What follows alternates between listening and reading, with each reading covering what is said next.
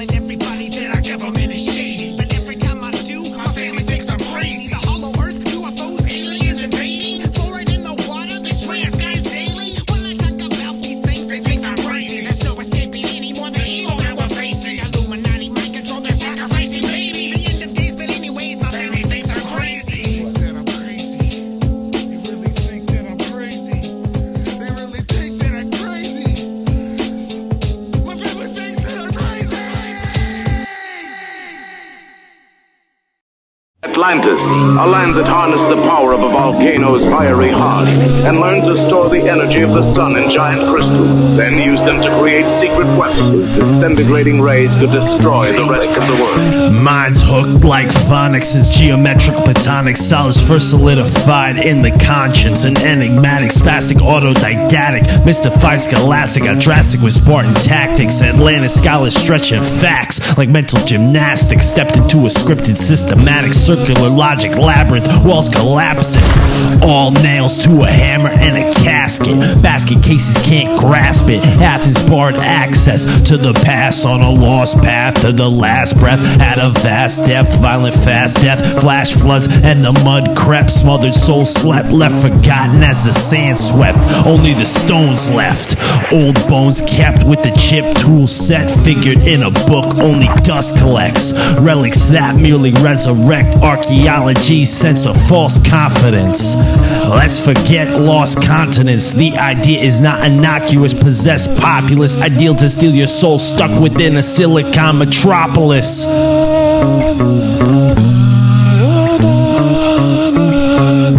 Whatever the Atlantis myth once represented has been washed from our minds by a tsunami of pop culture. We actually find, or the evidence we find, like for example, out of the Rashat structure in Western Africa, which is, supposedly this is the place where, Plato was ascribing to in Atlantean capital city. They found lots of stone tools there. Archaeologists have been out there. And what nobody has found is a massive set of ruins that resemble the city in the myth. But they found a lot of stone tools, which means people were living there at some point, right? Because there's been so much water impact at that site because of the Green Sahara, what happens is that a lot of these tools get kind of washed down into these sandy depressions in between the rings of stone.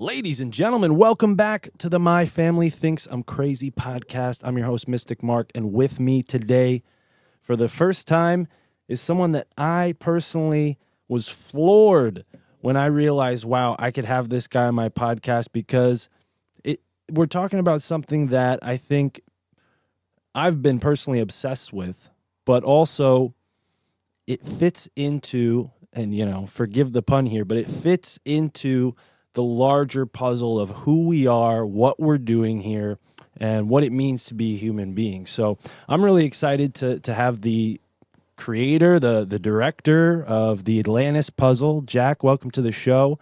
For folks who are just hearing about you and your film for the first time, give us a full introduction. Tell us where we can find the film and all that good stuff. I'm Jack Kelley. I'm the director of the new documentary, The Atlantis Puzzle, which is now out across North America. And hopefully by the time that folks listen to this, it'll be out worldwide. So we're on all the usual platforms, Amazon, Google Play, YouTube movies, and with others, it'll be rolling out and it'll be on Prime Video internationally. So really excited to share the project with a global audience, because I think the subject of Atlantis has mystified people across the globe for at the very least, centuries, if not thousands of years. Yeah, absolutely. I remember first pondering the possibility of these, far away, long lost ancient civilizations. And when you learn about it, at least from my perspective, when I first heard and learned about Atlantis, it felt like a sort of open and shut case, like, oh yeah, this is a myth that cultures have passed down to us, and it's an allegory or whatever. And I didn't look into it really much until I started to do some digging into my own backyard here in New England where I live, and we find certain structures made of stone that are dated to well beyond the traditional timelines of when certain groups of people were here or not here in America. But what really was profound, and I think kind of threw me for a loop personally with everything I've kind of dove into with, as it pertains to Atlantis, was where the Atlantis puzzle maybe has gone too far afield, right? We've maybe been looking in the wrong direction for maybe as long as our modern understanding of Atlantis has existed. So let's begin to kind of piece this together for people. Like, where did you initially stumble upon this story? Because it's my understanding that as a filmmaker, this kind of fell into your lap in a little sort of synchronistic way, and you came into contact with a very interesting gentleman who has essentially retranslated Plato's work, right? So tell me about that. Not all of his work, but specific pieces of his work pertaining to Atlantis, right? So tell us about this and how this all transpired. Yeah, sure. So it's like you said, it was just a series of unexpected events that resulted in the film that people are seeing today, right? So I was on vacation on the Greek island of Santorini and literally just stumbled over a book that happened to have a couple articles in it by this guy, and his name is George Sarantidis. He's a Greek researcher who's from Athens, Greece. He's an older gentleman. And about maybe 20 years ago, I guess, he became really deeply fascinated by the question of why Plato, who was a very rational philosopher and really the foundational thinker, I think we could say, of the Western canon, why would this guy write what most people feel like is a sort of fairy tale like myth, right?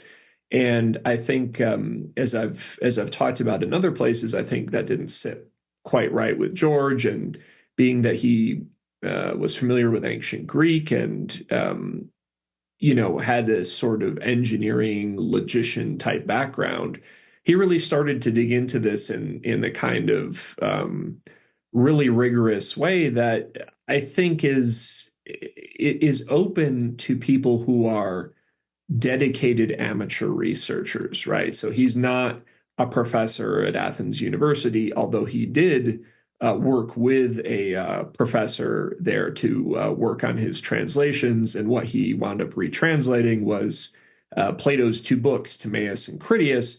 And those are the two books that contain the Atlantis story, or at least as far as we know, that's the first appearance of that story in what's we call the historical period, right? Now, what exactly was the title of the book you found? Because I found this point kind of interesting as well. Yeah, I wish I could remember exactly what it is, but it's something like the Atlantis Conference, and it was from 2008. Right.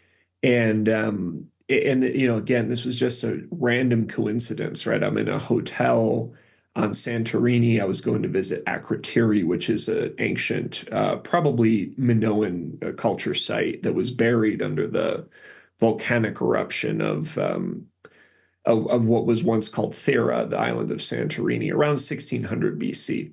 So that's what I was there to see. And this book literally was just sitting on a shelf in the lobby. And I'm sure you and a lot of your audience is probably familiar with, there's an idea that, Santorini could have been one of Plato's inspirations for this story.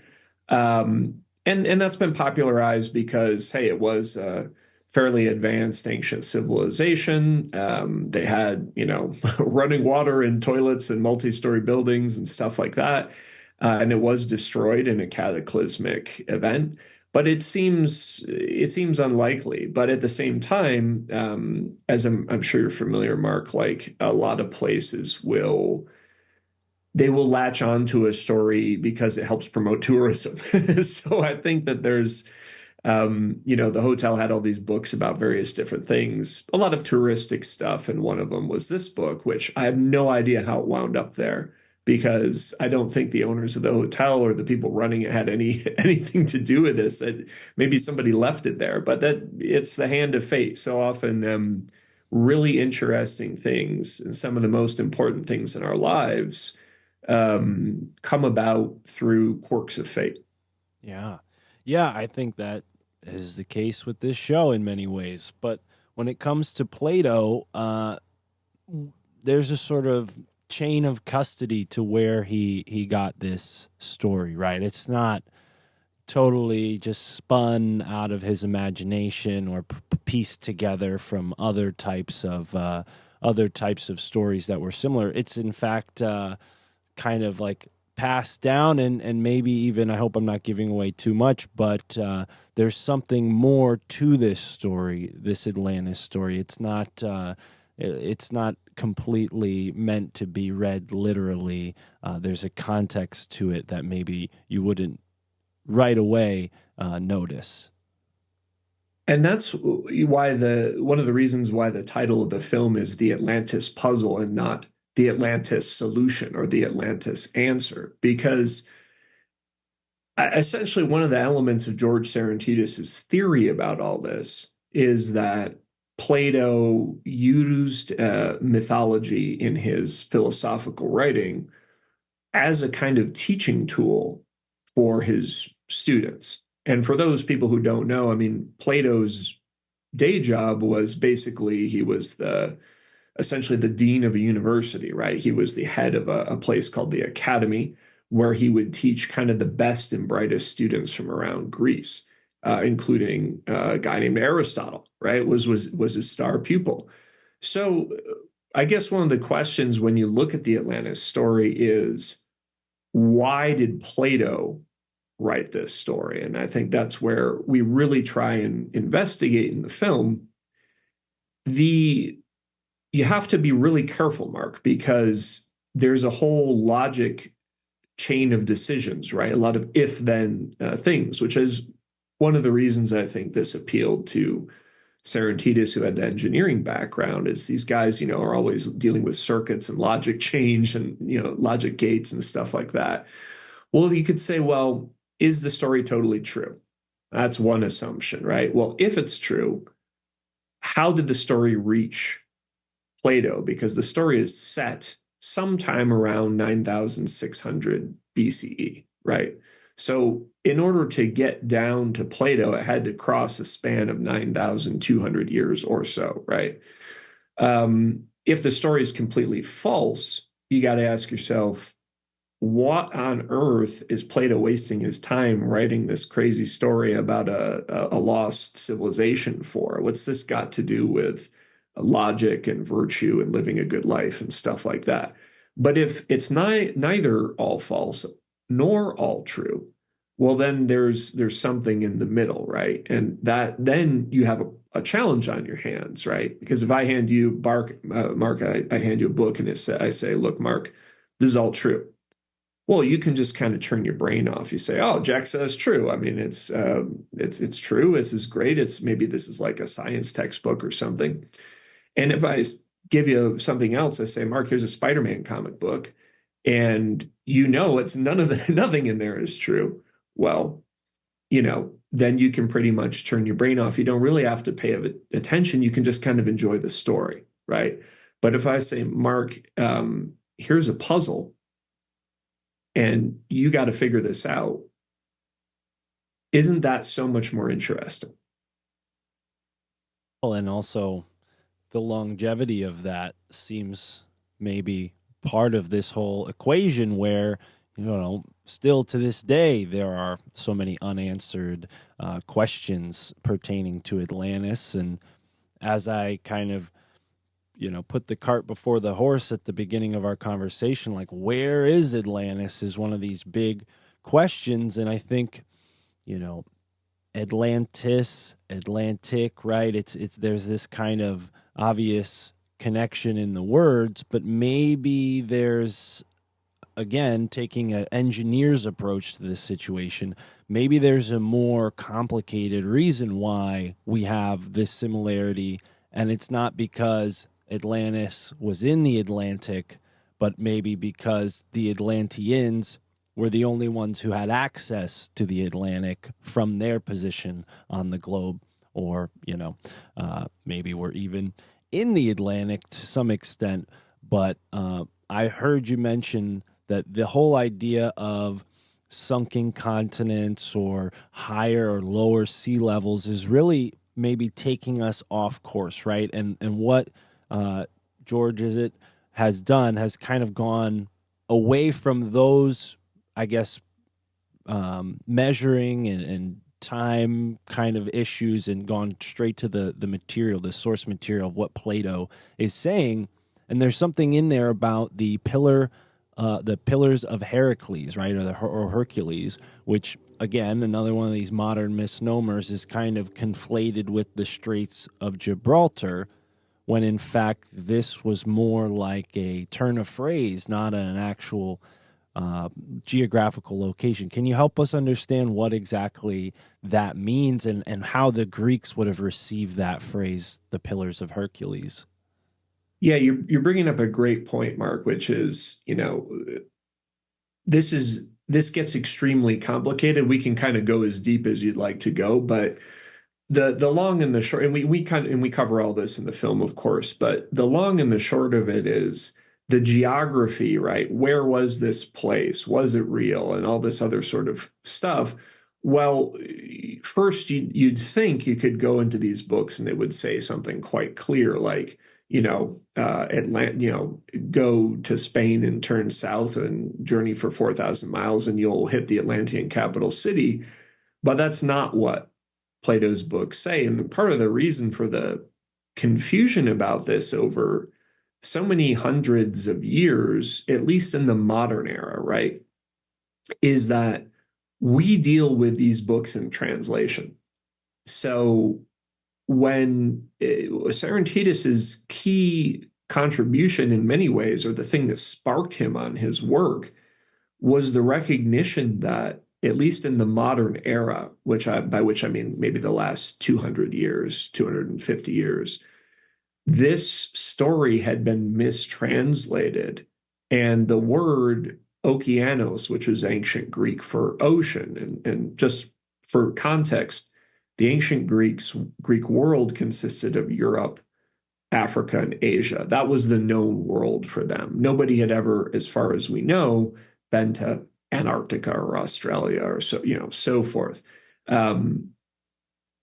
That question of, well, where could this place be, had been translated to say, well, there was this island continent and it was in the Atlantic Ocean.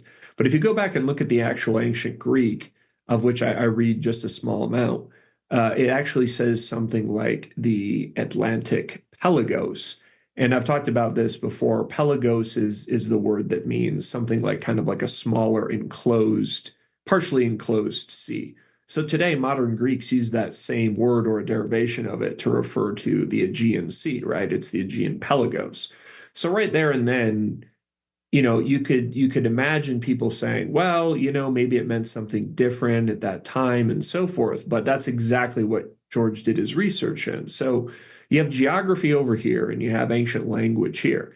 And the two things connect because words have meaning, right? And I know in our modern era, everybody's trying to change around the meaning of words, but this is an important concept, right? If Plato's using a word, he's not just sort of a lazy-mouthed, guy who picks his word choice at random. He's doing something very specific. He's precise, eloquent, yeah. Yeah, very precise guy. So it's just like if I say, hey, Mark, I've got a boat in Lake Ontario, that's very different than if I say, Mark, I've got a boat in Ontario Pond. Or I say, hey, Mark, I've got a boat on the Ontario River or the Ontario Ocean, right? Those mean something real different. So this question of geography and language is very closely tied up. And I think people will enjoy uncovering this piece by piece in the film of how did Serentitus figure this out? And the key wound up being in grammar, right? Because again, ancient Greek is a very specific language, and I don't know, is it in your education, Mark? Did you ever study Latin or Greek or anything, any of those ancient languages?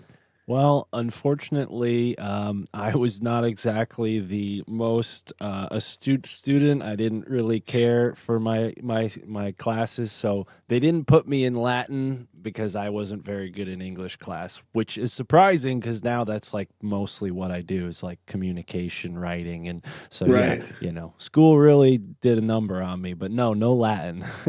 I hear you. Listen, I really owe an apology to my high school Latin teacher because I hated Latin. I thought this was a waste of time. Was anybody studying this? I was Right. just taking it because I thought that it would help me with science, and I wanted to be a doctor and all this kind of stuff. But what you realize is there's enormous grammatical complexity in these ancient languages, and they are not less complex. They're not more primitive than modern languages. In many cases, they're more sophisticated. And that's really fascinating. So, anyway, long story short, through the use of grammar, Serentitus really carefully reread this story because he understood this too. He said, look, either this is all made up or it's not all made up. And either there are parts of it are true or there are parts that are not true.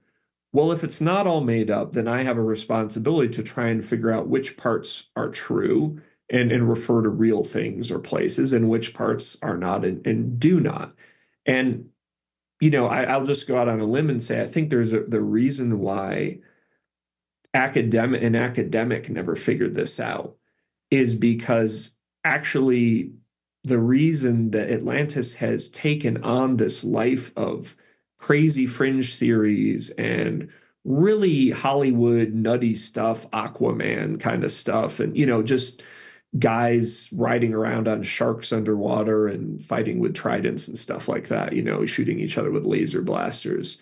So that's sort of taken us away from what the original story was about. So anyway, Serentitus pieced together this geography, and I think he did an incredibly compelling um, job at this. And at the same time, what he demonstrated very clearly right on the page, it doesn't say anything about the Atlantic Ocean. If you read the grammar correctly, it doesn't say that this continent sank, right? It basically describes an earthquake and a flood that damaged the Atlantean capital city. And so that's a premise that we explore in the Atlantis puzzle. Right. Right. And I think the assumption when someone hears maybe in less detail that Atlantis was an advanced technology, technologically advanced society rather, your imagination runs wild. You're thinking, flying cars, you're thinking, portals and all this kind of stuff. But advanced technology within a certain context can mean a lot of things that maybe nowadays we take for granted with our modern, innovation. A lot of the things that would have taken, years of study and calculation are now done through computers, right? Ocean navigation, keeping track of the stars for that purpose of ocean navigation. I mean, these are advanced things. And one of the areas you've explored is the history of ocean travel, seafaring. These are things we've talked about a lot on the show. I'm not sure if you're familiar, you must be, with Thor Heyerdahl. He definitely fits into maybe the more fringe category of Atlantean researchers in a certain way, but in another way, he's actually proven that long journeys across the ocean are possible in very rudimentary, boats, even, as something as simple as a raft. Can get you a very far distance across the ocean without even a sail. So with that in mind, what are some of the major pieces involving seafaring that help us understand the larger picture here with Atlantis? Because, and I don't mean to throw too many questions at you, but it's kind of the misnomer is like, well, where was Atlantis? And maybe we're thinking about it wrong. Maybe this society was so advanced, it would be like us today, where America, we have bases on every continent in nearly every country that we're allies with. Those are all American products flowing through those bases. If somebody archaeologically found that 200 years ago, they'd say, oh, well, there's an American Coca-Cola can here in Russia. How could this must be America too, right? Or, whatever Russia's name will be in 2,000 million years or whatever, right? You get my point. So help us understand like some of these, I guess we could call it advanced technologies that maybe are overlooked nowadays. Sure. Well, one of the most remarkable aspects of researching this film, and we spent years, fact checking everything, and I had conversations with about a dozen PhDs because, I wanted to take this subject seriously because I felt there's some real once you strip away the fantasy mark, then you're left with what to me are the real mysteries, right? And one of the things that I thought was sure to be false was the idea that people had boats, in 10,000 BC. Well, because basically the story says that, the Atlanteans kind of swept across North Africa, conquering everybody, and they took control of kind of the Western Mediterranean up to central Italy, right? So that's the backdrop for people who aren't familiar with the myth. So that necessitates boats, right? I mean, these guys weren't walking on water or swimming across the Mediterranean, right? You need a boat to get there. And in Plato's books, the characters telling the story describe the size of the armada of just the capital region of the Atlantean Empire, and that region alone was said to have a navy of 1,200 boats with, I think, 200 guys a pop in these boats. And right then and there, you've got a navy that is as large or larger than any known navy of Plato's era, right? The size, but, we'll come back to this, but the size is remarkably similar to the size of the Greek fleet in the Iliad, which is, I think, 1,186 ships. And it's also very similar to the estimated size of Xerxes' fleet when the Persian Empire attacked the Greeks during the Persian Wars, although part of that fleet got wrecked in a storm.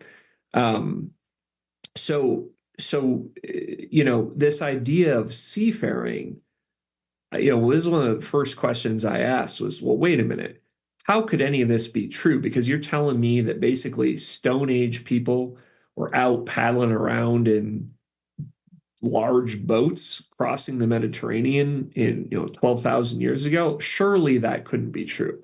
And if you pick up most textbooks that some kid is reading in junior high or something, and it might mention boats, and usually they're sort of said to have come about in Egypt or maybe the Middle East, the Fertile Crescent, the Tigris and the Euphrates and all that sort of stuff. So I always thought that was the case. I always thought, well, boats came about maybe 4,000 BC or something, somewhere in the Middle East, somewhere in Egypt, and that's just how it was, right? That's totally untrue. So I'm actually very intrigued in this subject and maybe doing a future documentary about it. But the long and the short of it is that there is evidence, not in the form of boats that exist, right? The oldest boat that exists is called the Pessa canoe, and it's about 10,000 years old. But it was dug up by accident in the Netherlands while some construction company was building a highway through a peat bog, right? So somebody hit this thing, dug it up, and said, "Hey, that looks like a canoe." Turned out that's what it was. And you'd say, well, why aren't all these boats sitting around in museums? Well, the fact is that all these boats are made out of wood, and therefore they rot. They don't last more than 1,000 years unless they're trapped in very specific conditions, like a peat bog or like being trapped in clay. Right. So you'd say, well, how do I know that boats go back farther in time if I can't see them? And the best way to do that is through indirect evidence, right? So You mentioned this question earlier about, ancient people and societies. Well, you might be familiar with these footprints they found down in White Sands here in New Mexico. Yes. And these fossilized footprints demonstrate that people have unequivocally been here in the United States, what's now the United States, North America, for at least 10,000 years earlier than was previously understood by the academic establishment, right? So it's totally reset what we think of. And now we didn't find necessarily the bones of those people, but we found their footprints. So we have indirect evidence that they were here. So this is where I'm going with this is how do you figure out that boats were around if you don't have the boats? Well, you have to look at islands that were never attached to the mainland. And you pointed out something earlier. Sea levels, have risen considerably since the early Holocene, and that's where I think a lot of people get this idea of a flood, right? That society must have been flooded, and certainly the continental shelves got flooded, right? Well, as it turns out, Mark, if you go to like Crete, which is the largest island in Greece, you're going to find evidence that there are people have been there. There are stone tools shaped by people. They go back not just to like 9 or 10,000 BC, which is the era of the Atlantis story, but they go back 25,000, 40,000, 80,000, over 125,000 years ago. And what's remarkable is this is not the only place. First of all, Crete was never attached to the Greek mainland, no matter how far, well, for the last 5 million years. Right. So certainly in the time frame of humanity, it's been detached. And second of all, on a lot of other Greek islands, you find the same thing. And what's remarkable there is some of the tools you find on some of these islands, Mark, look like Neanderthal tools. They don't look like early Homo sapiens tools. They look like they're made by Neanderthals. And that means probably that Neanderthals also were paddling around. And if you think about it, well, a raft or a canoe is not that hard a thing. Well, I take that back. To make a good one is hard. But, if you just want to hop on a log, you can easily, with a stick, you can make your way somewhere, right? But the evidence suggests that not only in the Mediterranean, but also throughout Asia, of course, down to Australia. I mean, how do you think the Aborigines got there? They didn't walk. Right. Well, and for that matter, excuse me, all of the Micronesian and Polynesian islands, which are inhabited and have been inhabited up into and way before Christopher Cook, right? I almost said Columbus. Captain Cook went and explored a lot of these places. And I mean, yeah, it's really baffling. You mentioned another thing that just sparked a thought, and this was something I had hoped we would eventually talk about, which was, yes, there is a measured rising of the sea levels, but there have been variations where maybe for smaller periods of time within the grand scope of things, cataclysmic events occurred maybe in local areas, where water was dispersed, away in a major cataclysm, or, brought upon in a major cataclysm, destroying things, or, the inverse, causing drought and famine because of the lack of water, right? So we have this situation going on where not only are the water itself is very vital to this whole equation, but traveling along water and really, I think, again, I hope I'm not like getting ahead of what you guys are revealing in the film, but, when you look at all the problems trying to understand the Great Pyramids, people have all these measurements about rolling stone over logs across great spans of land. It's like, well, what if they had large boats and they floated all this stuff into the, and that's why the quarries are so far away, because the whole entire Sahara was not what it looks like today. So, help us understand this, because you guys have done the meteorological research to prove that there are these massive fluctuations that you can show Maybe some areas of the globe were once much different than they are today. That it's undoubtable. You know, the irony, Mark, is that today we hear so much about climate change, right? You can't practically read a newspaper or a magazine without, you know, touching on that subject. And yet it actually seems that climate change is a key component to this Atlantis story and this geography. Because, you know, and again, we go into this in quite a bit of detail in the film, but there are these major cosmic cycles, right? So a lot of people in kind of some alternative spheres and people who believe in advanced ancient civilizations point out something called the precession of the equinoxes, which just basically means that the tilt of the axis of Earth kind of moves in a circle every roughly 25,000 years, something like that. But there's other things, right? The tilt doesn't always stay the same. It can wobble or alter a few degrees. So that's a second one.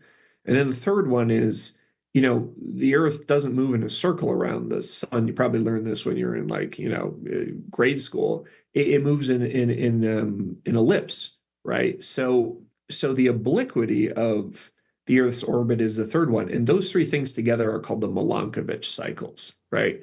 So when you stack those things up, and the way I like to explain this to people is like, okay, let's say you leave your car parked outside. Well, if it's a cloudy day, it's not going to heat up too much, but it'll be a little warm in there, right? Now, if the sun's shining, your car is going to be much hotter. And now imagine it's not the fall or the spring, but it's summertime, peak temperatures, longest exposure to the sun. Your car is going to be the hottest it could be. And the variation between leaving your car like that in the summer and the winter is huge. And the variation between if it's a cloudy day or a sunny day, that's also pretty big, right? Yeah. So those factors stack up, and what these things do, as I discovered in the process of doing this research and speaking with experts, is they create these macro climate cycles. So like every 20,000 years, give or take, there's a huge cycle in North Africa which results in something that we call the Green Sahara. And what's so remarkable about this is it completely changes the climate of what in our era and throughout most of history has been just a kind of pretty dead desert. Although there are historical records that show that it was considerably greener along the margins even a couple thousand years ago, right? So it's been drying out. Like we're at like almost peak dryness of the Sahara right now. So imagine that we're on the opposite side of this cycle. Well, these monsoon belts converge. Like everybody knows that there's these huge rainforest jungles down in the Congo and stuff like that. Just imagine the climatic conditions that create those have moved north, right? And so now what's kind of the southern Sahara is more like the Congo, and the northern Sahara is more like, I don't know, the plains of the Serengeti, right? Imagine these big grasslands with some trees and giraffes and elephants running around and stuff like that. And we can see from the historical habitat that elephants roamed all over North Africa during these periods, right? Right. You're talking about a completely different climate just within the last, call it 12,000 years. Oh, yeah. Absolutely. It's really amazing to think about these huge like belts of moisture and the way they move gradually over time and how the landscape changes to, follow the water, obviously. I can just think of like my father's home and his yard, which is very green and full of life. But just in my own lifetime of only, barely 30 years, I've seen a completely different shift. I mean, some of the trees that are like in my memory are gone. Others are still there, and it's astounding to think like how gradual these little changes happen, but make these huge, like as far as your perspective of the landscape, big changes over, larger pieces of time. 100%. And, when you talk about the Atlantis story, one of the things we do in the Atlantis puzzle documentary is we look at kind of the claims of the story, but we also look at kind of what's implied, right? And so if we say, for example, that the capital city of Atlantis had people trading from all over the known world, well, that implies that there are trade networks that span at least kind of, North Africa and Europe, right?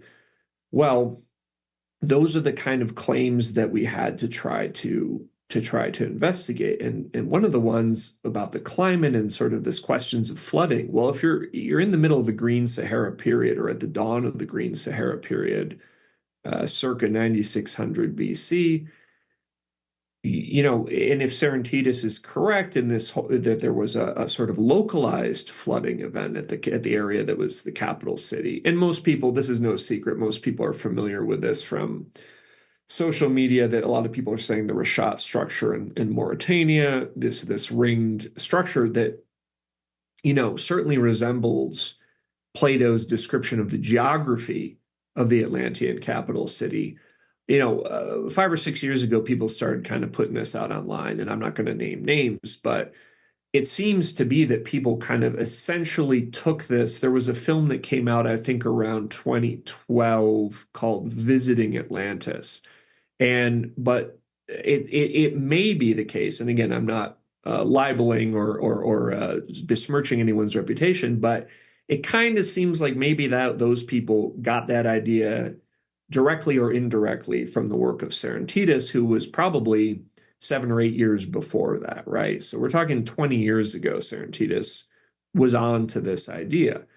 Well, essentially he's sort of said, well, look, the story really doesn't saying anything about a fantasy lost continent. It's sort of saying, look, there was some type of civilization here, and it got flooded. The capital city got flooded, and sort of there was an earthquake and sort of a localized tsunami, right? Well, all of a sudden we've gone from the realm of fringe fantasy Aquaman nonsense to, okay, maybe there was a myth that recorded an actual event. Now, it's a long time ago, so how that myth would have gone through time is a big question. But if that myth did carry down to Plato's era and he heard about it somehow, right? Maybe we are dealing with sort of a story that had its roots in some real event. And when I was looking into the reality of this, I mean, all you got to do is go back to the flooding of New Orleans to see that even in a modern metropolis can be totally smashed by like a hurricane and flooding, right? So, in about, I want to say maybe 10 or 12 years ago, Mark, there were massive floods in Nigeria, basically just because the monsoon season was like worse than expected. And it, 2 million people were displaced from their homes. Like something like 600,000 or 700,000 homes were destroyed in Nigeria because of flooding. And I mean, this is a modern country. I know it's in Africa and everything, but Nigeria is a developed country. Right. It's remarkable. So if you imagine that those type of climatic conditions existed 12,000 years ago, again, at the opposite end of the cycle during the Green Sahara, how hard is it to believe, that, an early, what would have been probably Stone Age civilization that might have had homes made out of adobe or whatever, gets hit by massive storms and flooding, that civilization is going to be just crushed, right? Well, and this has happened in other instances, maybe not as wide scale as the Atlantis puzzle, but the Trojan civilization, was it the Trojans that I think I might be misremembering that, but there was a Greek city that was thought to be mythical, not in existence at all, just a total myth. And in fact, they have found the site where Troy, it was Troy, wasn't it Troy and the Trojans? Yeah, so that you're bringing up a really good point. And this is one of my favorite things to talk about is if you go back 150 years, right? Think about the period you're in. You're in this kind of Victorian era, guys in three-piece suits, and the world is not as connected as it is now. There's not this massive amount of video and global maps and satellites. The only way to find out about stuff is to get on a train or get on a horse or get on a boat and go out there and find it, right? So Troy, right? The Trojan War is contained in it's the story of the Iliad, right? Which is the sort of, I don't want to say Bible, but the sort of classic myth of Greek education is the Iliad and the Odyssey, these two books that were written allegedly by Homer, right? Who was supposedly a blind poet. And those stories go back, the events of the Trojan War go back to like the 12th century BC. At the time of kind of the, call it late 18 mid to late 1800s, a lot of people thought that Troy was just a myth, right? Because there are mythological elements to the story. There's gods and there's heroes and there's this and there's that. There's this great war and there's a destruction. It's a very archetypal, epic story. So a lot of people had sort of said, well, this is just a story. It's just a myth. And there was this guy named Heinrich Schliemann who was sort of an amateur archaeologist, and he took this team and he basically went to where the Iliad kind of said Troy was, and he started poking around, and he had people tell him about some unusual features or ruins or so forth. He went there and started digging. Lo and behold, he found what is now acknowledged to be Troy. And now the layers, there were the crazy thing is there were at least 9 layers, I think, of different cities that had risen, been destroyed, and been rebuilt, right? Over who knows how many thousands of years. I'm sure this has been looked into, but the layer he actually thought was Troy turned out not to be the historic one. So but archaeology, what I'm getting at is archaeology was not a developed science. 150 years ago, it was just getting going. So everything we take for granted today about carbon dating and stratigraphy and textbooks full of knowledge about places like Egypt and stuff like that, nobody had that, Mark. So we're at the dawn of a period back then when, I think people who have a deep interest in the ancient world were getting super excited because Troy, which was so long thought to be a myth, boom, we found it. Next place he went was Mycenae, which never entirely disappeared. It's in the Peloponnesian Peninsula in Greece, but it had totally fallen into ruin.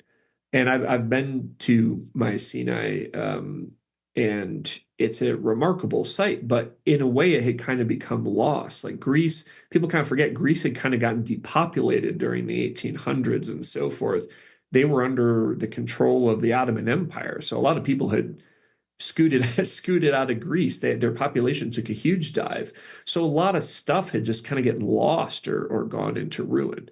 And Schliemann also started digging at Mycenae, and lo and behold, he uncovered treasures. You probably seen that image, the death mask of Agamemnon, which is this kind of golden death mask.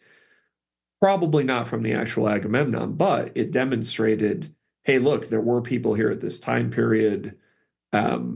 Certainly, this was a place of importance, and it started to shed light on. I think that was maybe that was kind of the opening shot of modern archaeology's day in the sun, was these discoveries like, hey guys, all this awesome stuff is we just got to dig and we got to understand, we got to come up with some system of dating stuff. Yeah.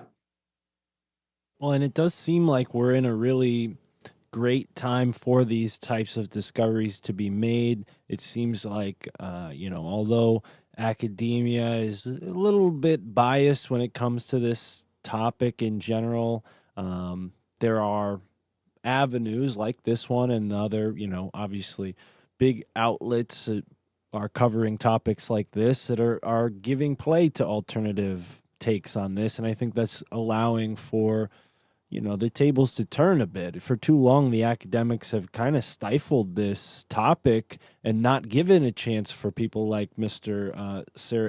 Serentidis to really do its due diligence and put the pieces together. Yeah, that's true. And I think we also have to be really careful, though, Mark, because I just want to point out that Serentidis, nowhere does he claim, and I've had many, many conversations with him, he doesn't claim that the events of the Atlantis story in the Platonic manuscripts are true. He doesn't claim that there was a civilization exactly like the one that's described, in Western Africa during the Green Sahara. He's merely pointing out this is where the geography was. And if we're going to uncover everything, you got to send teams of archaeologists out there to determine, well, what was actually there during this time period, right? So again, we have to be a little bit careful not to say, because certainly, the descriptions of places and the ruins we actually find or the evidence we find, like, for example, out at the Rashat structure in Western Africa, which is, supposedly this is the place where Plato was ascribing to in Atlantean capital city. They found lots of stone tools there. Archaeologists have been out there. And what nobody has found is a massive set of ruins that resembled the city in the myth. But they found a lot of stone tools, which means people were living there at some point, right? And it looks like those tools are from kind of the late Pleistocene, early Holocene, because there's been so much water impact at that site because of the Green Sahara. What happens is that a lot of these tools get kind of washed down into these sandy depressions in between the rings of stone. And so I think that makes some of the dating a little trickier. But if you look at the types of tools that were in use, certainly they resemble stuff going back, 10 to 15,000, 20,000 years ago. So again, I think we want to be careful when we open the door to stuff. You're right. This might be a period that's very similar to the dawn of modern archaeology, but a lot of mistakes were made. A lot of things were misattributed at the dawn of modern archaeology, right? And one of my favorite historical figures is the archaeologist Flinders Petrie. And if you've looked into Egypt, you've probably you can't help but come across Flinders Petrie, right? He was sort of the father of modern archaeology. And I've loved reading his books. And one of the things that you come across is he's often sort of says, we just keep finding out, essentially how ignorant we are about the past, or it just keeps going back. And we really realize that we don't fully understand the timeline. Well, as it happens, Egypt's a totally different subject, but a timeline has been established, and all these academics are not total morons, right? They've done good work, but it doesn't mean that there's not room for further exploration, and that's one of the exciting things about this film is what you realize, Mark, is you also brought this up to your point. There's all new knowledge comes about at the intersection of what's known and what's unknown, right? Because if you see something that's completely unknown and you weren't looking for it, it's just noise, right? It's just atmospheric background. You don't attribute any importance to it. But and if something is known, well, then you already know what it is, and it's doesn't really add too much to your information set. But think about in the sciences, if you're at the what was that thing, the Large Hadron Collider or whatever, and you're finding some that 247 subatomic particles exist, and all of a sudden you think you might find evidence of another one, boom, you find another one. Well, now there's 248. Has this changed what you're going to eat for breakfast tomorrow? No, but it has expanded the knowledge. All the textbooks that said there were 247 are now wrong. 248 is now the minimum, right? So I think that this is what you're talking about to a certain extent. Like, I know guys like Graham Hancock and who's that other guy? Is it Tucker Carlson, or what's his name? Well, it's definitely not Tucker Carlson, Not but Tucker Carlson, sorry, what's his name?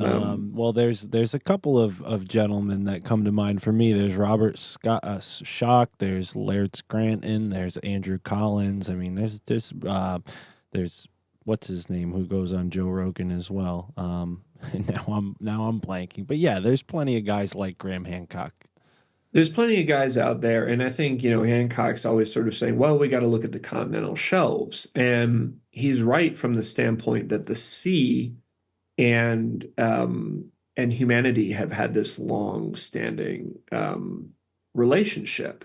And so people like to live by coastlines. And it seems that fishing and foraging along coastlines has been gone hand in hand with human evolution. There's lots of evidence in favor of that. What I don't think we're going to find is evidence of some kind of global lost empire, right? I mean, I think there's a lot of reasons for that.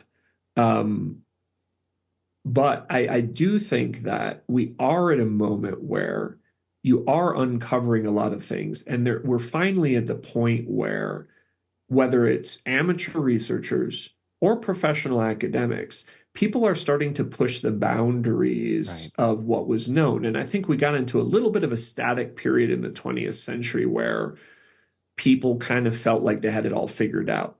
And this is true throughout history, right? So it's not that we're all just bad people from the last 100 years, right? It's punctuated equilibrium is this thing that's used to describe evolution, right? And it's like there's long periods where there's no change, then all of a sudden there's some big change and things transform, and then there's another static period.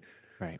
Well, that appears to, I would say we're in a period where things are getting shaken up, and we're finding discoveries like the White Sands footprints, where something that was essentially the academic position for decades, which was they called the Clovis people hypothesis, was that North America had been peopled, I don't know, around 14,000 years ago, at the end of the last ice age, and in conjunction with that. Crossing over the Bering Strait, right. Crossing over the Bering Strait, and before that, nobody had ever been here. Now, there were always little bits of evidence that suggested that theory was wrong.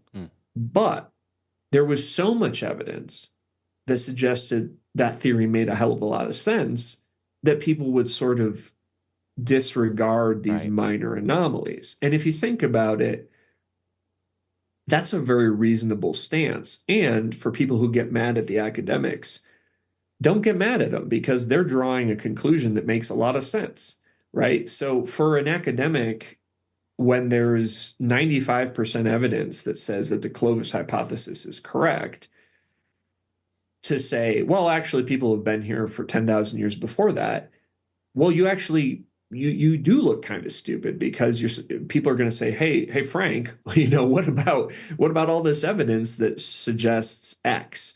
And maybe those couple random things that got found on this coastline, maybe those were dated wrong. Or maybe Dr. Smith was a little sloppy with his research, or maybe those finds were contaminated, right? You can kind of explain that stuff away. But this is I don't know if you ever heard of a book called The Structure of Scientific Revolutions by Thomas Kuhn. No, but before we leave it was Randall Carlson you were thinking of, not Randall Tucker Carlson, not Tucker Carlson. Very sorry names, to both of those gentlemen. No, it's fine. I just couldn't let us escape that. But no, I haven't heard of this book. No.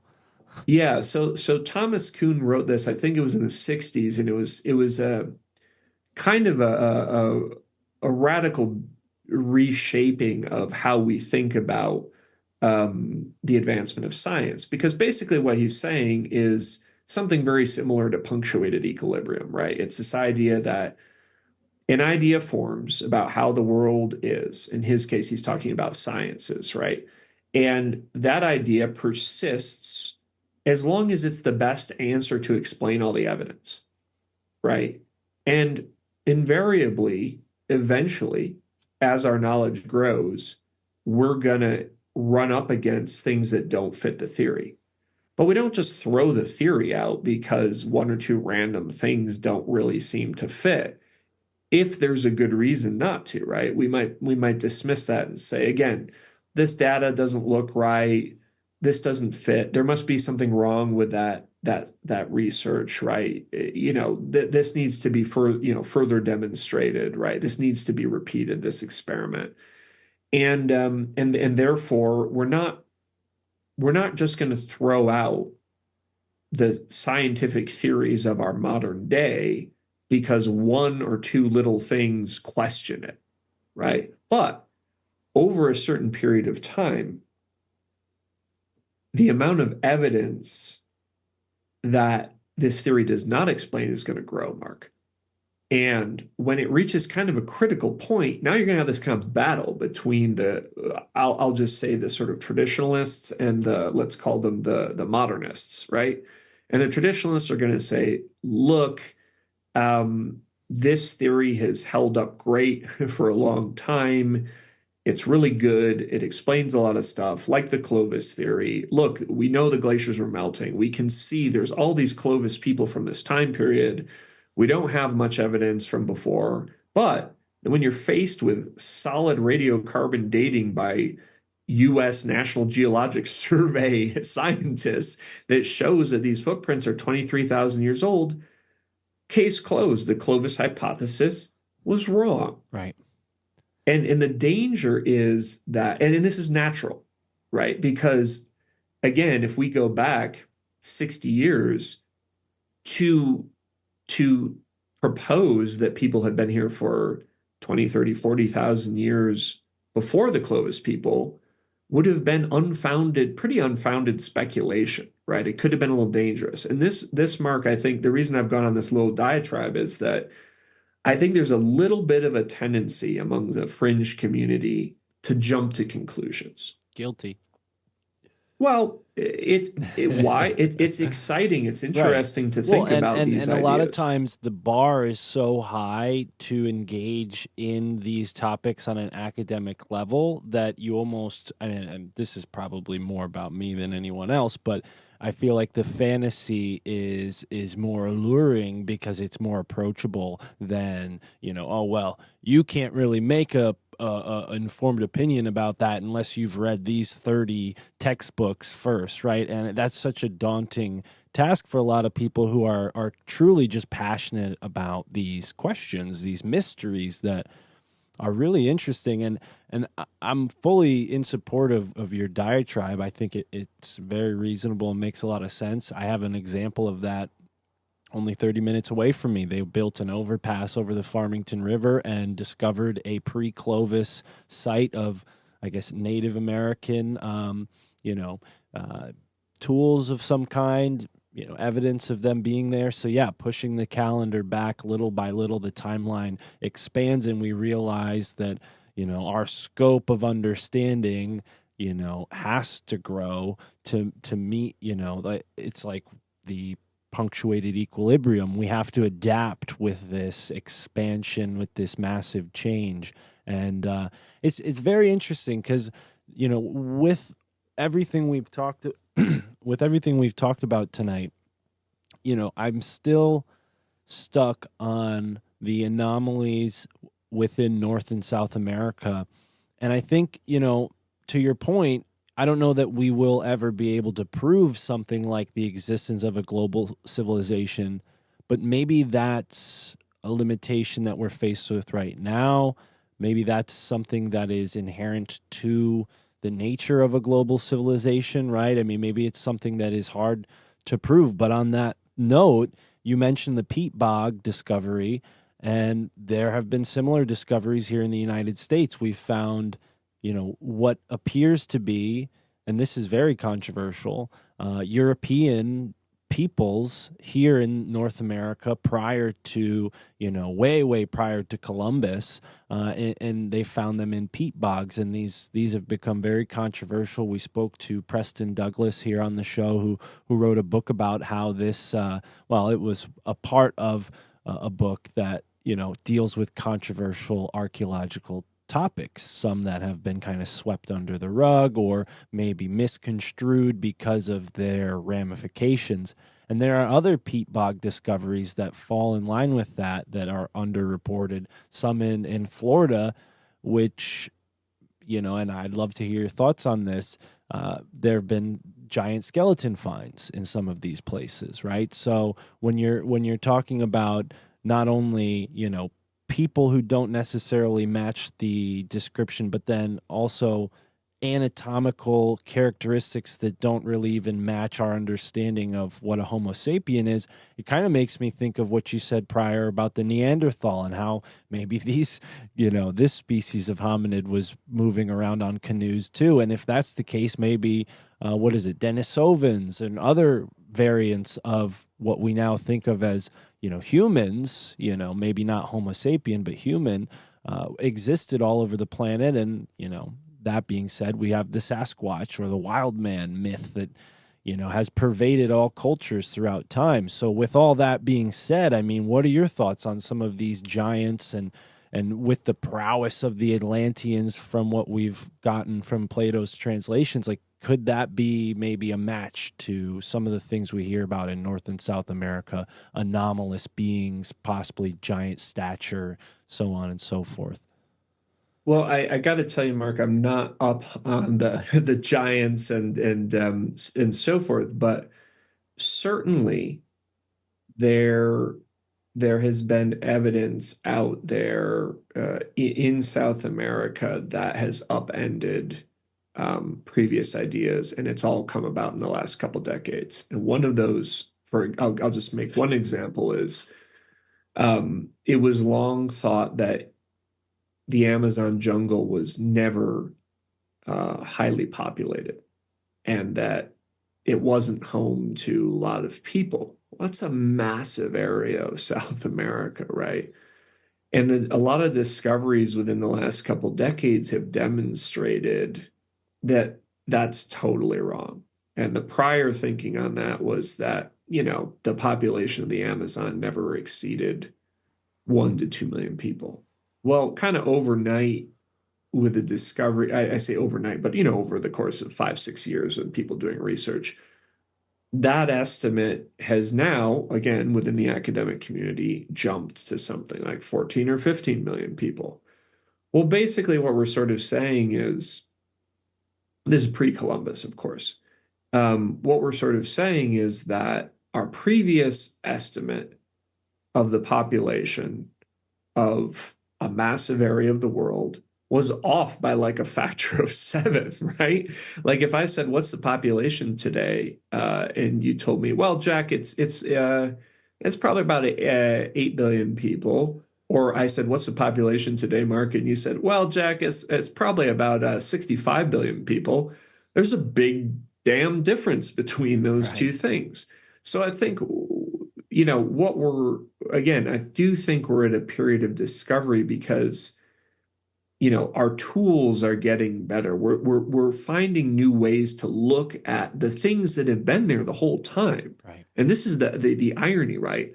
All this stuff has been there, decaying and degrading. So actually, the farther in time we go, the harder it's going to be to find stuff out. Because as you pointed out, just like in your dad's yard, that old tree dies, or, there's a bad storm one year, washes out his garden, he's got to replant it. The landscape's always changing, and literally everything is always in this process of loss. And this is one of the biggest things that came to me through doing the research for the Atlantis puzzle, was trying to look at, how do archaeologists work? How do we understand what happened in the past? Like, how do you, sitting there at home, how do you know what happened 100 years ago? Well, you can go read some books. You can go to a museum. We can see what happened in the Civil War. Like, you can be like, wow, geez, there's a musket ball. Clearly, this story about people shooting each other with muskets or these non-rifled guns has some merit. This looks pretty legit. I can see it for myself.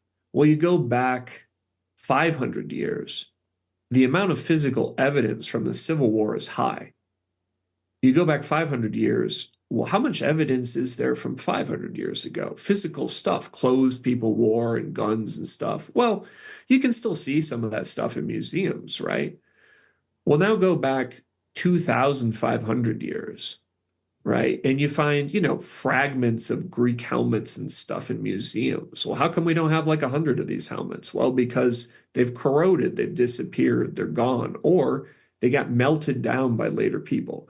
So the farther back in time you go, the more the evidence deteriorates, right? So if, for example, there were new species or variants of species that we didn't know about, the evidence piecing those together, and I think you mentioned the Denisovans, well, we only have these little bits of it, and maybe most of it's gone.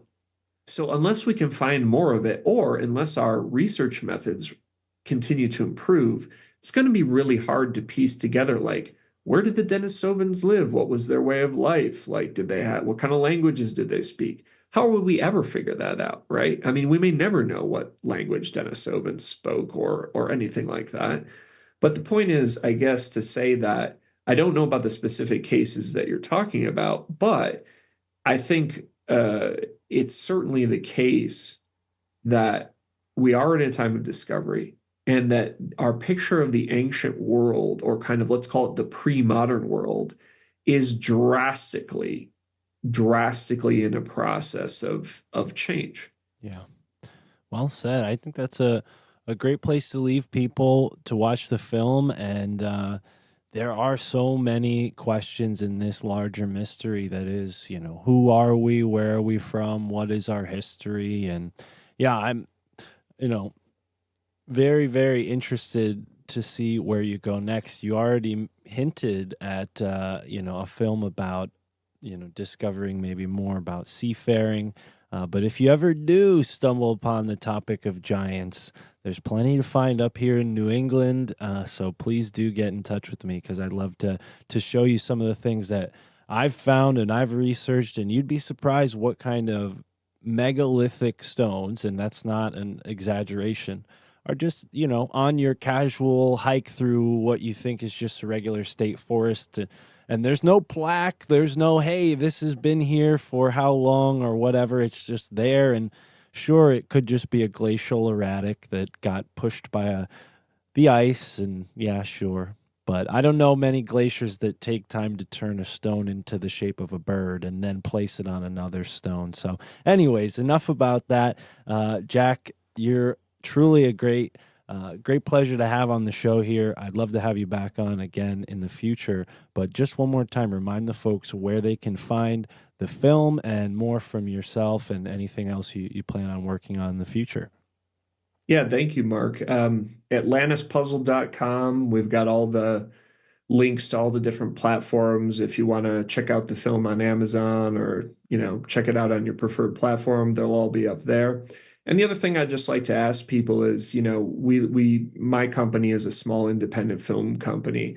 If you like the film, you check it out and you enjoy it, give it a positive rating on Amazon or IMDb. It really, really helps in this bizarre world we live in, where our lives are governed by these algorithms. And, for sort of smaller independent companies to try and compete with, Sony Pictures and MGM and all these giants, it's extremely difficult. So, any positive support surely appreciated. And I would also just say to people, hey, stay curious. Go out there and read the original source material. Don't rely on some secondhand report or so-and-so said, or even Professor Smith said. Go back, read the primary sources yourself. Go back and read research papers. You mentioned the barriers to understanding, but you'd be surprised. You go back and you go read 30 papers on the Green Sahara, you're going to have just as accurate a picture as any layperson who's not a scientist can have. Right. So I want to point out to people, yeah, there are barriers, but, they are surmountable. And as you can tell by the books behind Mark and behind me, you can buy books, you can still get them, people still read them. And there's wonderful, wonderful things to be uncovered, both that we know about in the ancient world and that we're just starting to discover. So stay curious, stay hungry, go out there, read as much as you can. And I look forward to continuing our conversation sometime in the future, Mark. Boom. Photo finish. Well said. And folks, please go follow up and watch the film. And until next time, immerse yourself in the moment wherever you are in the now.